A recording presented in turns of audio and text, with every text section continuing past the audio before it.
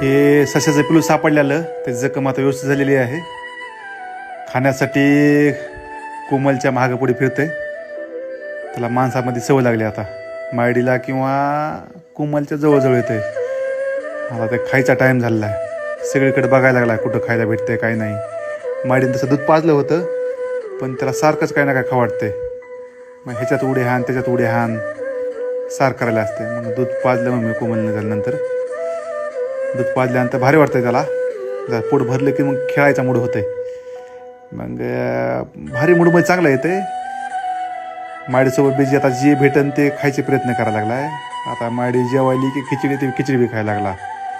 आपण जे खातो ते शक्यतो ते खायला प्रयत्न करते. ते टरबूज बी सापडलं होतं. मग टरबूजाचा थोडा आस्वाद घेतला. त्यांच्या जीवनामध्ये पहिल्यांदाच हे काय ते वेगळं वेगळं खाल्लं असणार आहे.